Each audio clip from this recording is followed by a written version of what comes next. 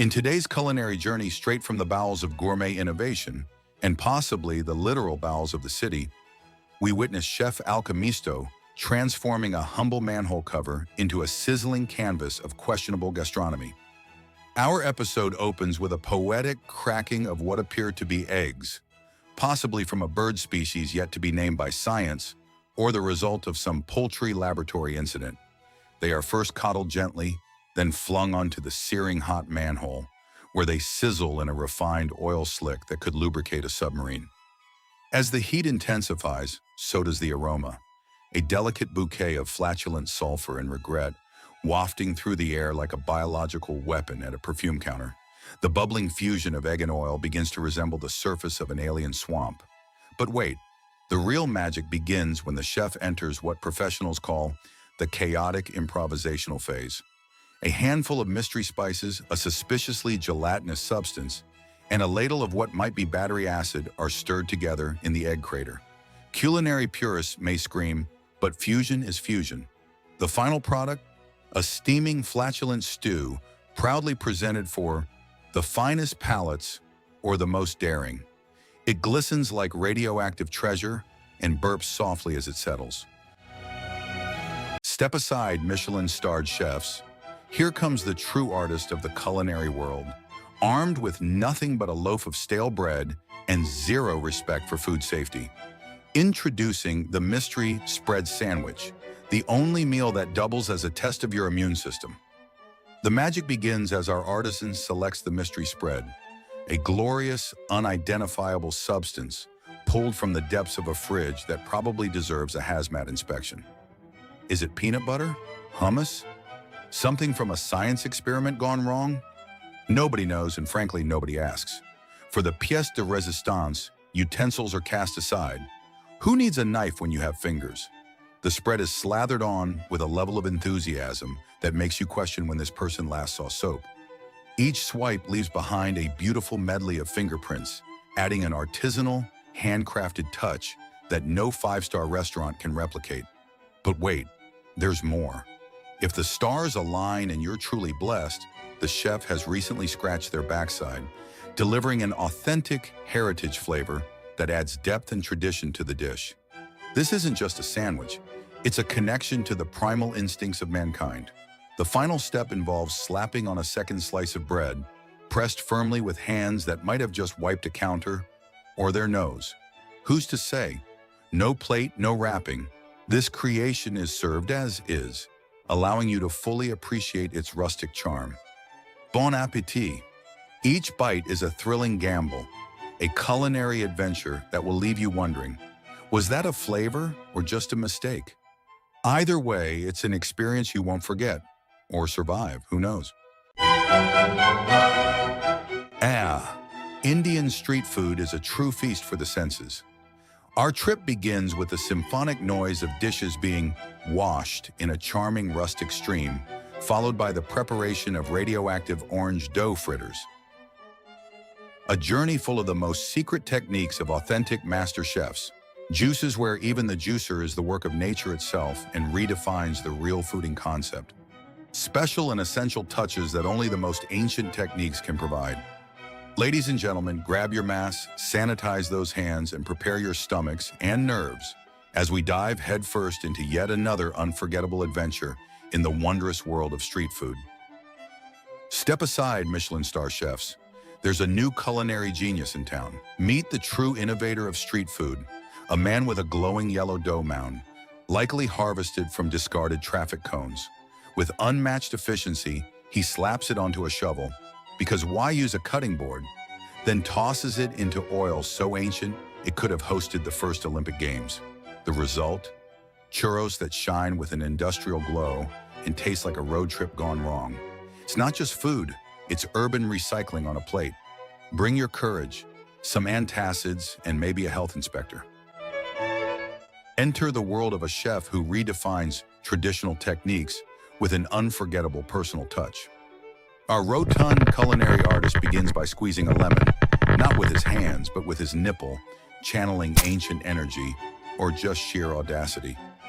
As if that weren't enough, he adds his own saliva directly to the pan, declaring it the secret ingredient no one asked for. Each move is a spectacle, blending primal instincts with a disregard for hygiene that would leave even the boldest street food fans cringing. Meet the maestro of muck, redefining fruit preparation with a technique as raw as it is revolting. With feet so filthy they could double as compost, our intrepid chef stomps mercilessly on a pile of fruit, grinding it into submission. The result? A swamp-colored liquid that oozes across the floor like it's trying to escape its own existence. It's a spectacle of dirt, decay, and questionable decisions, proving once again that not all traditions are worth preserving.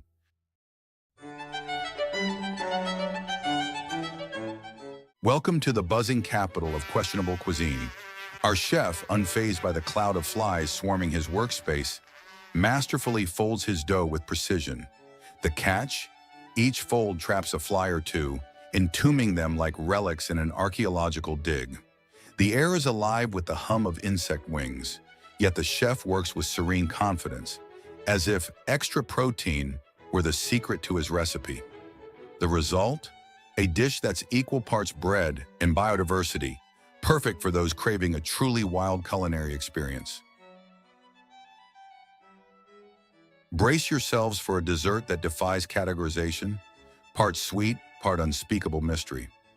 Our fearless chef blends what appears to be a mix of animal excretions, or quite possibly a few unfortunate insects, into a single heaping mound of uncertainty.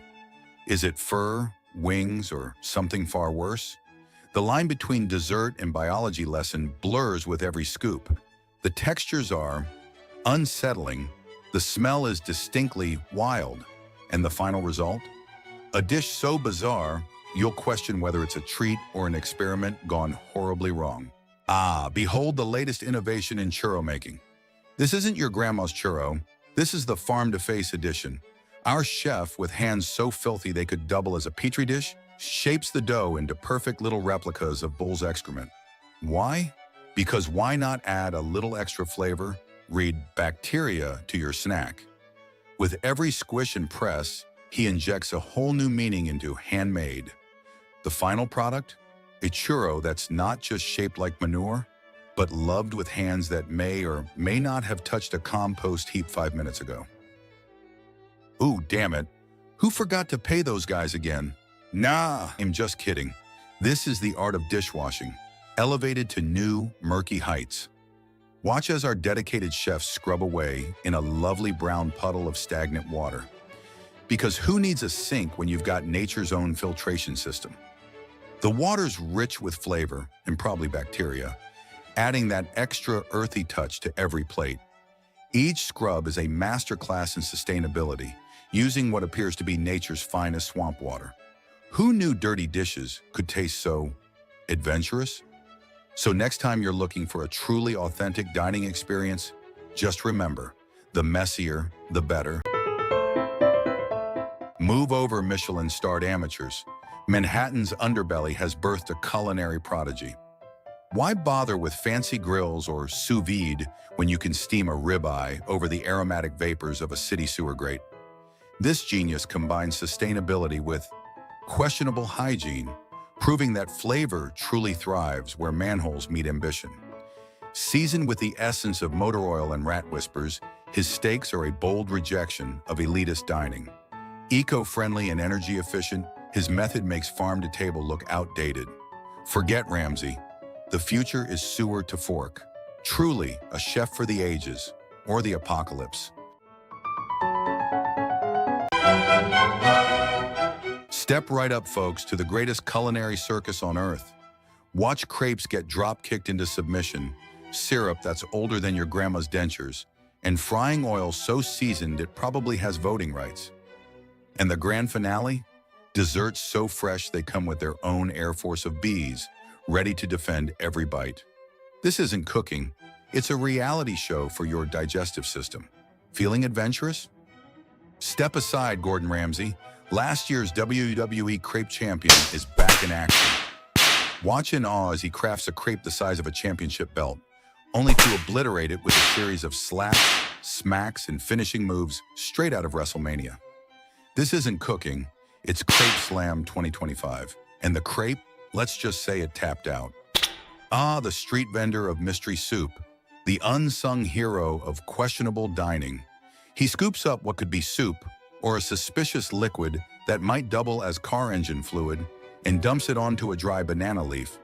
Then, with the grace of a toddler playing in a sandbox, he shatters dirt cookies over it with his unwashed hands. It's less food and more a science experiment gone rogue. Is it a meal or an archaeological dig? Either way, your stomach will file a formal complaint later. Bon appetit. Step right up and witness the culinary marvel that is mystery bread. These giant suppository-shaped loaves are floating in a syrupy pool that looks like it's been harvested from a candy factory's worst nightmare. You'd think there's some sort of bizarre health remedy until you realize they're actually edible. Or at least that's the theory. As you take a bite, you're left wondering, is this bread, or did I just accidentally enroll in an experimental medicine trial? Either way, it's a sticky, sweet adventure you'll never forget, mainly because your taste buds will still be trying to process it hours later.